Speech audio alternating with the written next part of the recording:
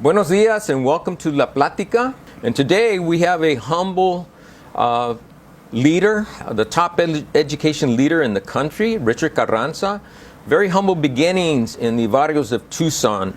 And so we're going to talk to him today about his life history and how he came out of that humble beginning to lead the most important and the largest education system in the country, where he was supervising over 1.1 million students. Welcome, Richard. Well said. Thank you, Dr. Leyba. Thank you. It's an honor to be here, and thank you for the invitation. So tell us a little bit about growing up, where you grew up, and then we'll move into your history as starting the mariachi program in Tucson, and then your work as an education leader all over the country. Yeah, so I grew up in Tucson, Arizona, on the south side, Ajo Way and 12th Avenue. I went to, at the time it was Government Heights Elementary, now it's Hollinger Elementary, then Wakefield, and then Pueblo High School. And very proud of that community and growing up there. My dad was from Barrio Anita, Okay. so very historic barrio in Tucson. A lot of very, very distinguished people came out of Barrio Anita. But grew up in Tucson, never had any thoughts about going anywhere else except Tucson. Decided I want to be a teacher. Went to the University of Arizona, got my teaching degree. I was a bilingual social studies and music teacher. Went back to my high school where I graduated from, Pueblo High School, as a bilingual social studies teacher. But since the age of 5, I'm a mariachi. So I gigged all over Tucson. I was part of the Changitos Feos, Mariachi Nuevo de Tucson. And when I went back as a teacher, sure enough, my students would come in on a Monday invariably, and they would say, "Oye, sir, was that you at my cousin's quinceañera, or was that you at the party?" And I'd say, "Yeah." They, "Wow, you're mariachi. We want to do mariachi." So what ended up happening was, I started giving guitar lessons in my social studies classroom after school, and then 2 kids grew into 5, and then 5 grew into 9, and then before you knew it, they wanted to do mariachi. So they did a petition, and we had a very forward-thinking principal named Richard Gastelum, who said, "Well, Richard, Dickie Gastelum." He said, "Well, is there a curriculum?" And I said, "Sure, there's a curriculum." So we wrote a curriculum. We don't have instruments, so I've got instruments. And the one thing that I insisted, though, was this isn't going to be an after-school program. Right. This isn't going to be, a program we do on Saturdays. Exactly. If kids can earn credit doing band, orchestra, choir, jazz, they should be able to earn fine arts credit doing mariachi music. So we did it. And Richard, I think the important thing for our audiences to understand is that the education of the kids today doesn't just take place in the classroom, but it takes leaders like you that are committed and passionate. And once the kids see that passion, they just do well in school. So talk about how the importance of that curriculum, and then how you transitioned to become the leading Latino, Mexican American, Chicano educator in the country. Well, I would still be happy as a clam being that mariachi teacher in Tucson, Arizona at Pueblo High School. Were it not for there's really no other way to describe it, abject racism that I faced when I had the audacious idea of putting into the school curriculum a mariachi program. Right. I had, fellow teachers that were music teachers that said to me, "Well, I can't be part of your program because the orchestra teacher, I can't teach kids to play out of tune." Right? That stereotype. Or the band teacher that I invited to be part of the program, "Well, no, I can't be part of teaching music that's played in bars for drunks to kids." Like all of these negative stereotypes.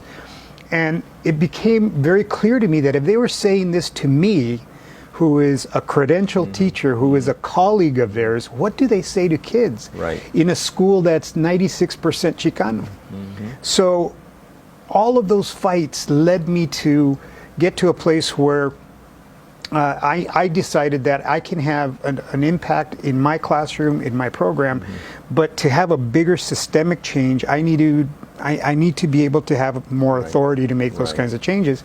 That's when I started, I got my administrative credential. That's why I started really studying to be an administrator, never ever thinking I wanted to be an administrator, but lo and behold, before I knew it, I was an assistant principal. Then I was a principal at Pueblo. Then I was recruited to Las Vegas, where I went as a high school principal. And there in Las Vegas, you started the mariachi curriculum and then the mariachi program in Las Vegas too, right? At all 10 high schools, if I'm not mistaken. Yeah, well, I was part of the group that kind of introduced that, the program there. A gentleman named Javier Trujillo was kind of the catalyst. When I left the mariachi program in Tucson, Mariachi Aslan de Pueblo, they still exist, doing great. Javier took over the program, and then a year or two later, Javier comes to me and says, they want me to go to Vegas and start this program. I said, go.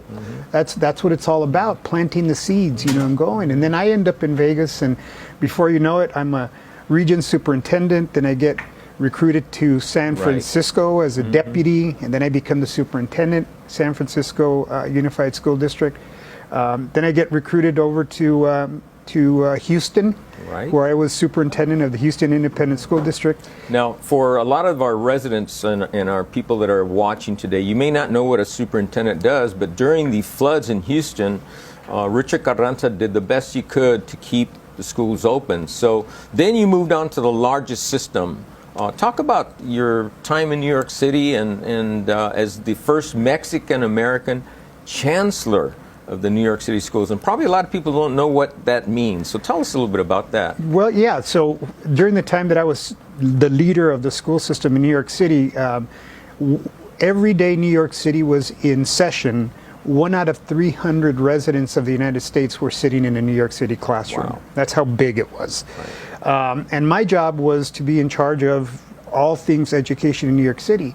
But what ends up happening is that when you take on, and remember, I became an administrator because I had seen so much injustice, I had seen racism, I had seen things that were not good for the children.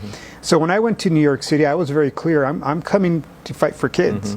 And when you take on entrenched bureaucracies like that, there's pushback that happens, and the pushback isn't just on your policies. I was told, go back to Mexico. I was told, if you leave New York City, there's a burrito with your name on it.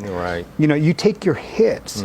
But again, I'll never forget the lessons I learned in Tucson at Pueblo High School, that if adults say certain things to adults, imagine what they're saying to kids, and what that impact is on kids. And till the day I die, I will always fight for kids. Thank you. And so those of you that are teachers and principals and administrators that are part of Arizona Barrio Stories, we just want to thank you for all your great work. And if we had more time, we could talk for 20 hours. But we're going to start to close with a song, and you can see that not only is he the leader in education, but he's a leader in music. So would you play a few verses for us? Yeah, I'll do a song. I'd be happy to. It's a song that probably everybody knows, and one of my favorite songs. But let's see if you recognize it. Yo sé bien que estoy afuera, pero el día que yo me muera, sé que tendrás que llorar. Eso, arriba. ¡Hua! Dirás que no me quisiste, pero vas a estar muy triste, así te vas a quedar. Con dinero y sin dinero, hago siempre lo que quiero. Not really, I do what Raquel says. Y mi palabra es la ley.